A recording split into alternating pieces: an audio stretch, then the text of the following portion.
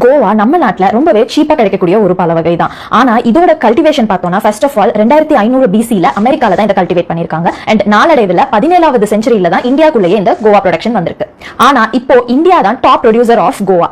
உலக அளவிலான கொய்யா பழம் ப்ரொடக்ஷன்ல கிட்டத்தட்ட 45% இந்தியா தான் கொடுக்குது. நமக்கு தெரிஞ்ச வரைக்கும் நம்ம பார்த்த வரைக்கும் கொய்யா பழம் அப்படிங்கிறது எதர் பச்சை கலர்ல பார்த்திருப்போம், இல்லைன்னா சிவப்பு கொய்யா இருக்கும். ஆனா இந்தியாலேயே அப்ராக்சிமேட்டா 30 வெரைட்டி ஆஃப் கொய்யா பழம் இருக்கு. வைட்டமின் சி அதிகம் உள்ள பழம் அப்படின்னு சொல்லி நினைச்சோன்னா ஃபர்ஸ்ட் நம்ம மைண்டுக்கு வரது ஆரஞ்சு தான். ஆனா கொய்யா பழத்துல ஆரஞ்சை விட 4 மடங்கு அதிகமான வைட்டமின் சி இருக்கு. சுடு தண்ணில கொய்யா இலைய போட்டு அதை நல்லா பாயில் பண்ணிட்டு 3 வேளை நம்ம சாப்பிட்டதுக்கு அப்புறம் அந்த கோவா லீஃப் டீ காம்பினேஷன்ல நம்ம எடுத்துக்கும் போது நீரிழிவு நோய் இருக்கிறவங்களுக்கு 10% அவங்களோட பிளட் சுகர் லெவல்ஸ் குறையுது அப்படின்னு சொல்லி ஸ்டடீஸ்லயும் ப்ரூவ் பண்ணிருக்காங்க. கொய்யாலைய நேச்சுரல் டையா டெக்ஸ்டைல் இண்டஸ்ட்ரியிலயும் யூஸ் பண்றாங்க. அப்போ பழத்துல இவ்வளவு நல்லது இருக்கு, இலையில இவ்வளவு நல்லது இருக்கு அப்படின்னு சொல்லிட்டு கொய்யா பழத்தை ஒரு நாளைக்கு ஒரு பழத்தை விட அதிகமா எடுத்துக்கிறது நல்லது கிடையாது. அதே மாதிரி அதை இன் பிட்வீன் த டே எடுத்துக்கிறது தான் நல்லது.